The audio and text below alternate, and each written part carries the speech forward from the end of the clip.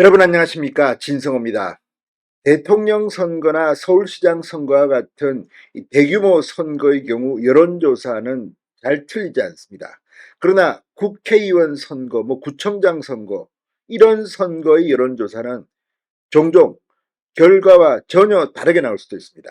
실제 총선 여론조사들 이 개표가 끝나면 정말 어처구니 없는 이 당락이 뒤바뀌기도 하고 10몇 프로 이긴다고 했는데 까보니까 1% 이겼다 이런 결과도 나옵니다. 아무튼 총선 여론조사는 너무 과신하면 안 됩니다.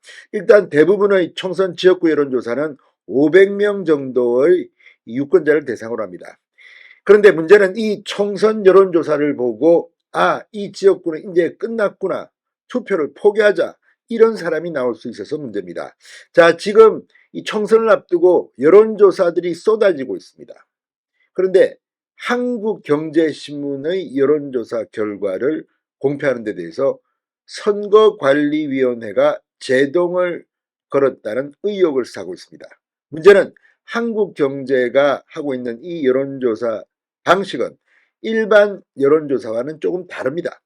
그런데 문제는 선관위가 별 문제 없다고 해놓고 갑자기 사실상 중단시켰다고 한국경제가 폭로했기 때문입니다.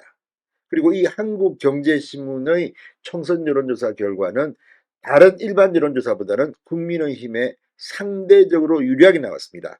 예를 들어서 지금 오차범위 내에서 이 접전을 벌이고 있는 일반 여론조사가 나오는 서울 용산구의 경우 한국경제의 여론조사에서는 권영세 후보가 크게 앞서는 것으로 나옵니다.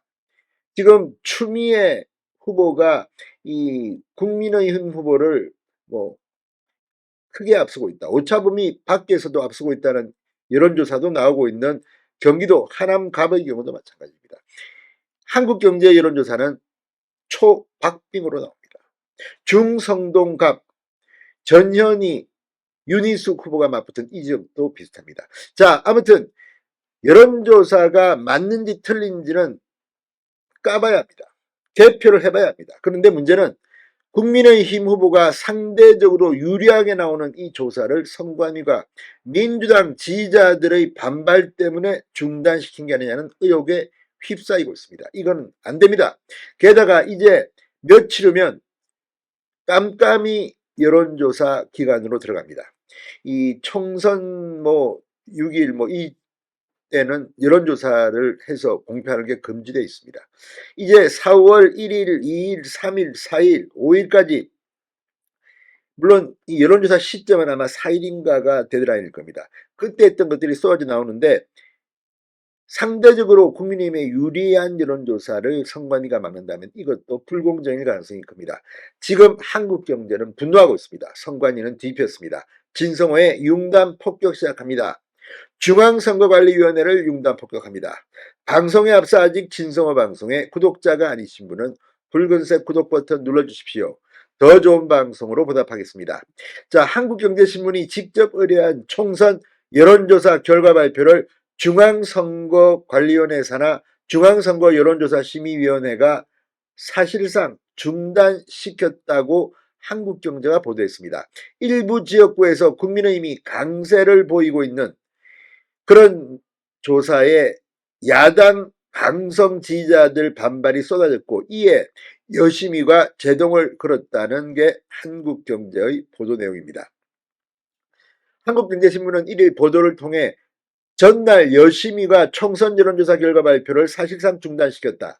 일부 지역구 결과가 전화면접 자동응답 시스템 ARS로 이루어진 조사들과 다르게 국민의힘에 유리하게 나와 민주당 지지자들의 항의가 빗발친 게 영향을 끼친 것 아니냐는 해석이 나온다고 보도했습니다. 이에 따르면 한국경제신문 PMI 여론조사는 전화면접이나 ARS 등을 통한 기존 조사와 달리 모바일 웹 조사 방식이 쓰였습니다. 응답률을 높이고 무당청의 설문 참여를 유도하기 위해서입니다. 조사 결과 일부 지역구에서 국민의힘에 유리한 답변이 나왔고 여심위에 기존에 없던 방식을 왜 허용했느냐는 민주당 강성 지지자들의 항의가 빗발쳤다고 한다. 별다른 문제 제기를 하지 않던 여심위가 그 후로 추가 자료를 요구하고 남은 결과 발표를 중단시켰다. 이게 한국경제의 주장입니다. 이게 사실이라면 심각합니다.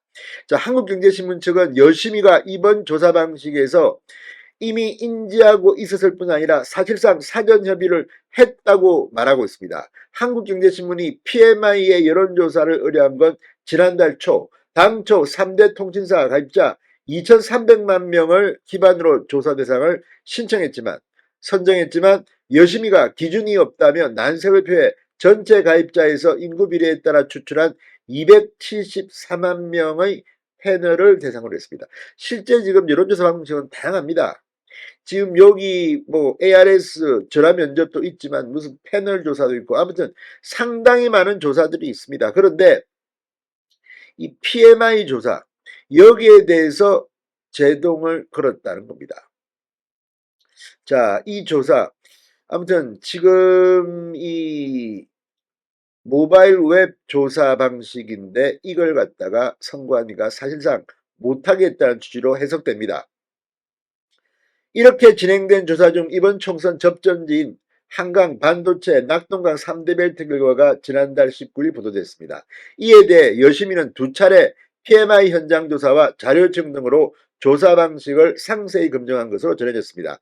다만 이 과정에서 274만 명의 거주지 등 개인정보를 요구했고 PMI 측은 개인정보보호법상 불가능하다고 답한 것으로 알려졌습니다.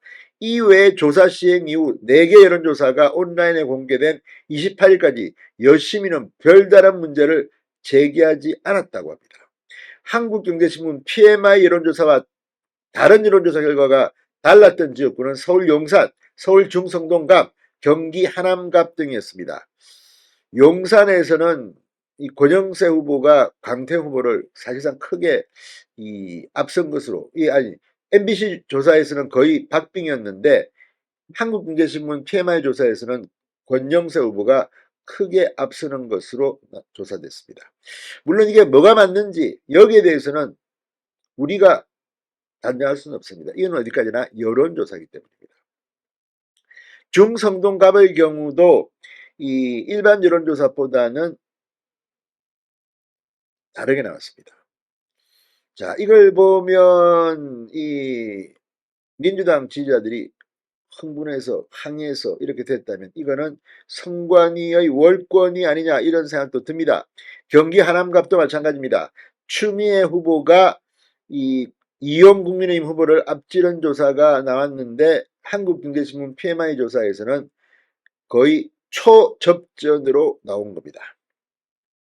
자, 어쨌든 이 문제 여심이 측은 조사 결과 공표 금지를 통보한 게 아니고 위법 소지가 있을 수 있어 기준을 안내했을 뿐이라고 말하며 야권 지지자 반발로 추가 조사에 나선 것도 아니다라는 입장입니다. 그러나 지금 한국경제신문은 선거법이 걸리기 때문에 굉장히 압박을 받고 있는 것으로 보입니다. 자, 이 문제 이제 총선 여론조사 기간이 얼마 남지 않았습니다.